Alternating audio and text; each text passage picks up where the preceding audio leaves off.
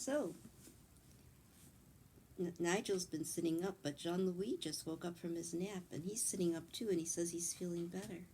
But he asked me for some rainbow sherbet. So after I read the story today, I'll go and get him some. And of course, Nigel would like some too as well. So let's continue. We're on chapter 10, called The Private Zoo. I did not think there could be anything left in that garden that we had not seen. But the doctor took me by the arm and started off down a little narrow path, and after many windings and twistings and turnings, we found ourselves before a small door in a high stone wall. The doctor pushed it open. Inside was still another garden. I had expected to find cages with animals inside them, but there were none to be seen. Instead, there were little stone houses here and there all over the garden, and each house had a window and a door. As we walked in, many of these doors opened, and animals came running out to us, evidently expecting food. "Haven't the doors any locks on them?" I asked the doctor. "Oh, yes," he said. "Every door has a lock, but in my zoo, the doors open from the inside and not from the outside. The locks are only there so the animals can go and shut themselves in any time they want to get away from the annoyance of other animals or from people who might come here. Every animal in this zoo stays here because he likes it and not because he's forced to." "They all look very happy and clean," I said. "Would you mind telling me the names of some of them?" "Certainly. Well now, that funny-looking thing with plates on his back, nosing under the brick over there, is a South American armadillo. The little chap talking to him is the Canadian woodchuck. They both live in those holes you see at the foot of the wall. The two little beasts doing antics in the pond are a pair of Russian minks. And that reminds me, I must go and get them some herring from the town before noon. It is closing early today. The animal just stepping out of his house is an antelope, one of the smaller South African kinds. Now, let us move to the other side of those bushes. There I will show you some more." "Are those deer over there?" I asked. "Deer," said the doctor. "What do you mean?" "Over there," I said, pointing, "nibbling the grass border of the bed. There are two of them." "Oh, that," said the doctor with a smile. "That isn't two animals. That's one animal with two heads. The only two-headed animal in the world. It's called a push-me-pull-you. The push-me-pull-you was in the other book we read. So Claire and Emmy, the push-me-pull-you looks like a deer, but it has one head on one side, like a normal animal, but instead of a tail, it has another head. So it has two mouths, and it can eat grass and leaves with one mouth while the other mouth is talking. So it's a really unusual animal. So I brought him from Africa. He is very tame, acts as a kind of night watchman for my zoo. He only sleeps with one head at a time, you see. Very handy. The other head stays awake all night." "Have you any lions or tigers?" I asked as we moved on. "No," said the doctor. "It wouldn't be possible to keep them here, and wouldn't keep them even if I could. If I had my way, Stubbins, there wouldn't be a single lion or tiger in captivity anywhere in the world. They never take to it. They're never happy. They never settle down. They are always thinking of the big countries they have left behind. You can see it in their eyes, dreaming always of the great open spaces where they were born, dreaming of the deep, dark jungles where their mothers first taught them how to scent and track the deer. And what are they given in exchange for all this?" asked the doctor, stopping in his walk and growing all red and angry. "What are they given in exchange for the glory of an African sunrise, for the twilight breeze whispering through the palms, for the green shade of the matted, tangled vines, for the cool, big-starred nights of the desert, for the patter of the waterfall after a hard day's hunt? What, I ask you, are they given in exchange for these? Why, a bare cage with iron bars, an ugly piece of dead meat thrust into their cage once a day, and a crowd of fools to come and stare at them with open mouths. No, Stubbins, lions and tigers, the big hunters, should never, never be seen in zoos." That's right, I think. The doctor seemed to have grown terribly serious, almost sad, but suddenly his manner changed, and he took me by the arm with the same old cheerful smile. "But we haven't seen the butterfly houses yet, nor the aquariums. Come along, I'm very proud of my butterfly houses."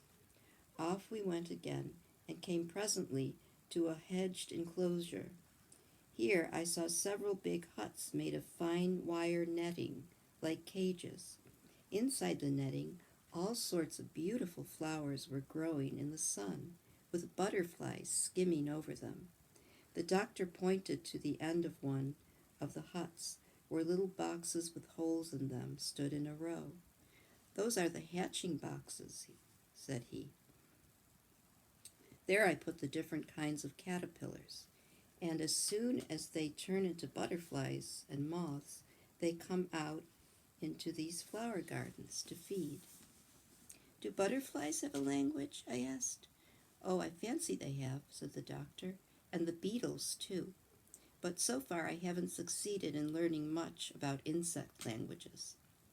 I have been too busy lately trying to master the shellfish talk. I mean to take it up, though." At that moment Polynesia joined us and said, "Doctor, there are 2 guinea pigs at the back door. They say they have run away from the boy who kept them because they didn't get the right stuff to eat. They want to know if you will take them in." "All right," said the doctor. "Show them the way to the zoo. Give them the house on the left, near the gate, the one the black fox had. Tell them what the rules are, and give them a square meal. Now, Stubbins, we will go on to the aquarium. But first of all, I must show you my big glass seawater tank where I keep the shellfish." Chapter 11. My Schoolmaster, Polynesia. Well, there were not many days after that, you must be sure, when I did not come to see my new friend. Indeed, I was at his house practically all day and every day, so much that one evening my mother asked me jokingly why I did not take my bed over there and live with the doctor.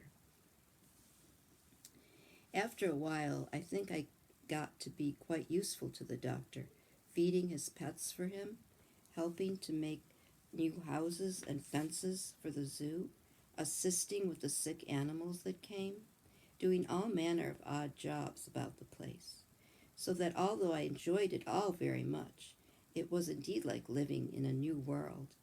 I really think the doctor would have missed me if I had not come so often. All this time Polynesia came with me wherever I went, teaching me bird language and showing me how to understand the talking signs of animals. At first I thought I would never be able to learn it all. It all seemed so difficult. But the old parrot was wonderfully patient with me, though I could see that occasionally she had hard work to keep her temper. Soon I began to pick up the strange chatter of the birds and to understand the funny talking antics of the dogs. I used to practice listening to the mice behind the wainscot after I went to bed, and watching the cats on the roof and pigeons in the market square of Puddleby. and the days passed very quickly, as they always do when life is pleasant, and the days turned into weeks, and the weeks into months, and soon the roses in the doctor's garden were losing their petals, and yellow leaves lay upon the wide green lawn, for the summer was nearly gone. One day Polynesia and I were talking in the library. This was a fine long room with a grand mantelpiece, and the walls were covered from the ceiling to the floor with shelves full of books, books of stories, books on gardening, books about medicine, books of travel. I loved these, and especially the doctor's great atlas with all its maps of all the different countries in the world. This afternoon, Polynesia was showing me the books about animals that John Dolittle had written himself.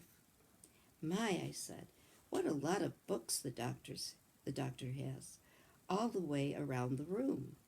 Goodness, I wish I could read. It must be tremendously interesting. Can you read, Polynesia? Tommy couldn't read because he didn't go to school. Only a little, she said. Be careful how you turn those pages. Don't tear them. No, I really don't get the time for reading much. That letter there is a K, and this is a B. What does this word under the picture mean? I asked. Let me see, she said, and started to spell it out. B-A-B-O-O-N. That's monkey. It's baboon, which is a kind of monkey. Reading isn't nearly as hard as it looks once you know your letters. Polynesia, I said, I want to ask you something very important. What is it, my boy? And said she, smoothing down the feathers of her right wing. Polynesia often spoke to me in a very patronizing way, but I did not mind it from her. After all, she was nearly 200 years old, and I was only 10. Listen, I said, my mother doesn't think it's right that I come here for so many meals, and I was going to ask you, supposing I did a whole lot more work for the doctor, why couldn't I come and live here altogether?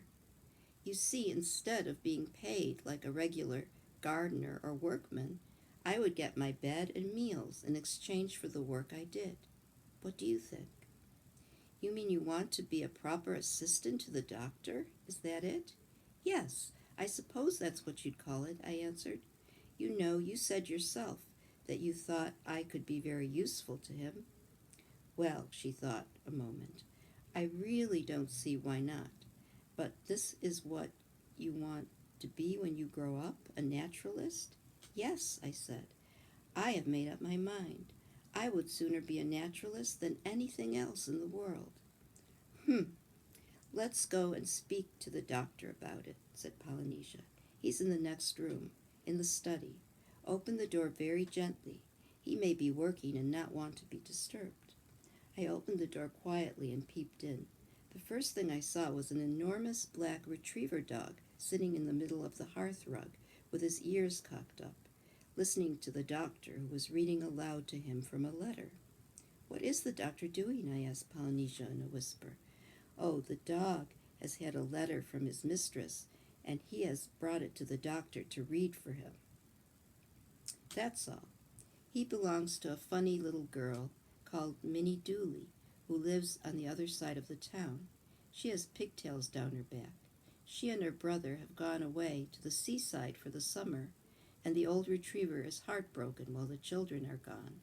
So they write letters to him, in English, of course, and as the old dog doesn't understand them, he brings them here, and the doctor turns them into dog language for him. I think Minnie must have written that she is coming back, to judge from the dog's excitement. Just look at him carrying on.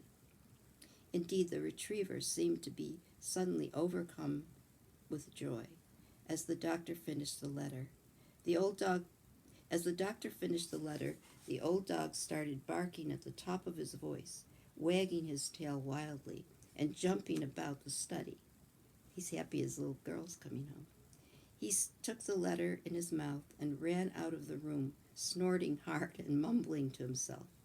"He's going down to meet the coach," whispered Polynesia. "That dog's devotion to those children is more than I can understand. You should see Minnie. She's the most conceited little minx that ever walked. She squints, too."